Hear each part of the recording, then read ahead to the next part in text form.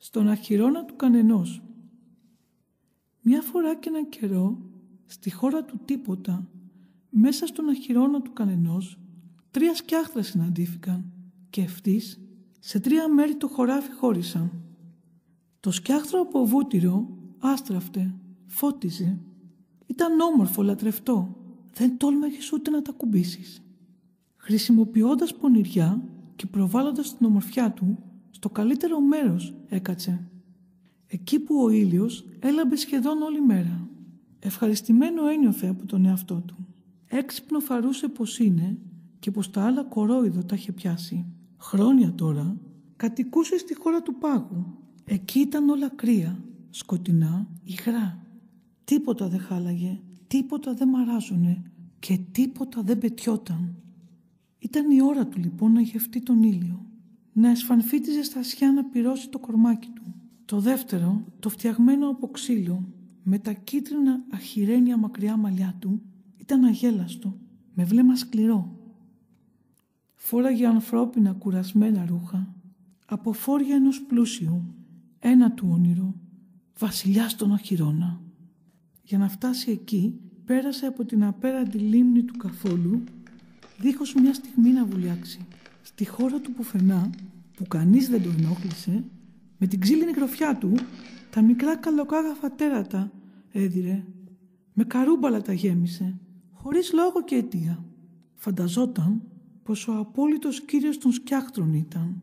Μια ευκαιρία περίμενε για να το αποδείξει. Διάλεξε την πιο επικίνδυνη πλευρά του φράχτη, που από αυτήν ξεκίναγαν κοπάδια τα πουλιά, τον αχυρώνα να πειράξουν.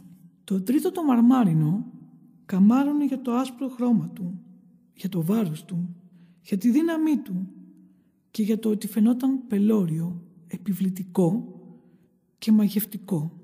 Πώς βρέθηκε εκεί δεν έχει σημασία. Ήθελε μόνο τη δουλειά του να κάνει, να τρομάξει τα πετούμενα, στο χωράφι να μην πλησιάσουν. Προτίμησε την τοποθεσία την πιο σκιερή. Σκέφτηκε πως η σκιά που θα έπεφτε πάνω του θα έκανε τον όγκο του απειλητικό. Το σχήμα του θα φαινόταν από μακριά τεράστιο. Τίποτα λοιπόν δεν θα τόλμαγε εκεί να πλησιάσει. Έτσι λοιπόν θα έκανε τη δουλειά του σωστά και απλά, χωρίς κόπο, βιασύνη και κούραση. Μα ένα ήταν το πρόβλημα και για τα 3 σκιάχτρα τα μεγάλα, ότι μέσα στα σχέδιά τους δεν είδαν, δεν πρόσεξαν. Ένα μικρό σκιάχτρο που έστεκε πιο πέρα. Το μικρό το από τσιγαρόχαρτο, φτιαγμένο σκιάχτρο, το καμωμένο με αγάπη.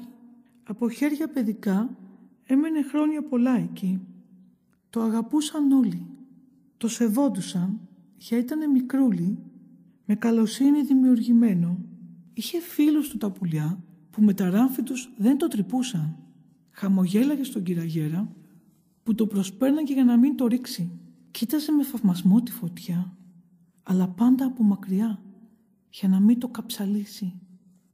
Χαιρετούσε το ποτάμι και αυτό με τη σειρά του, σαν πλησίαζε κοντά στο σκιάχτρο το μικρό, έστριβε τα νερά του για να μην το πληγώσει, για να μην το σωριάσει κάτω.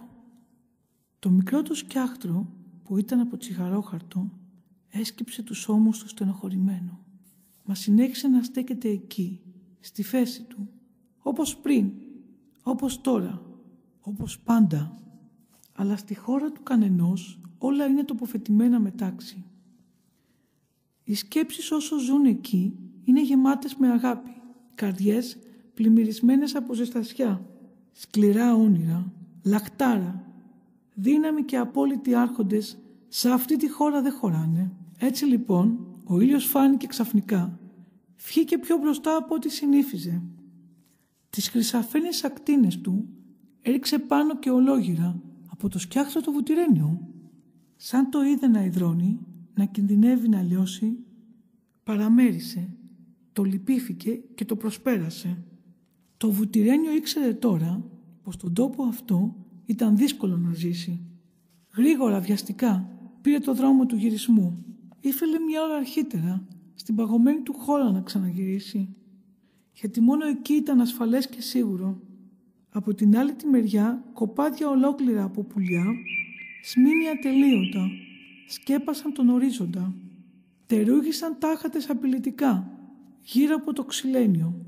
Ψευτοαπειλές άφησαν να ακούγονται για ξερίζο αμαλιών και για φωτιά μεγάλη και για κεραυνούς που όπου να είναι φαφανούν. Όλα ψέματα τα κάνουν. Όσα λένε αστεία είναι.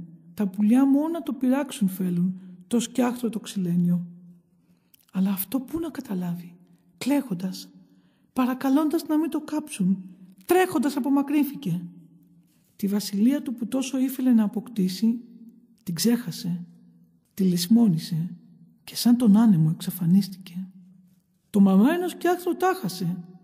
Τι ήλιος είναι αυτός, σ' αυτόν τον αχυρώνα δεν θα έχει ποτέ σκιά. Τι φασαρία κάνουν αυτά τα πουλιά, πόση πολυλογία και βουητά γύρω από τα αυτιά μου. Πόνεσε το κεφάλι μου, με ζάλισαν. Δεν είναι τόπος αυτός για μένα. Δεν είμαι εγώ να μείνω εδώ. Σκέφτηκε το σκιάχτρο του μαρμάρινο. Αμέσως μετακινήθηκε. Από τον αχυρώνα έφυγε. Για ταξίδι καινούριο ξεκίνησε. Όσο για το μικρό, το σκιάχτρο από τσιγαρόχαρτο, στα μάτια του δεν πίστευε πως όλα αυτά ήταν αλήθεια. Τους φίλους του ευχαριστούσε ξανά και ξανά. Η στενοχώρια του χάθηκε. Η καρδούλα του στη θέση της ξανάρθε. Χαμογέλασε και ας μην κατάλαβε πολλά. Όλα στον αχυρώνα έγιναν όπως πριν. Τώρα πια, εκεί στη χώρα του τίποτα, λάμπει μόνο η ευτυχία. Βασιλεύει έτσι απλά η αγάπη και το όνειρο κάθε τρυφερής καρδιάς.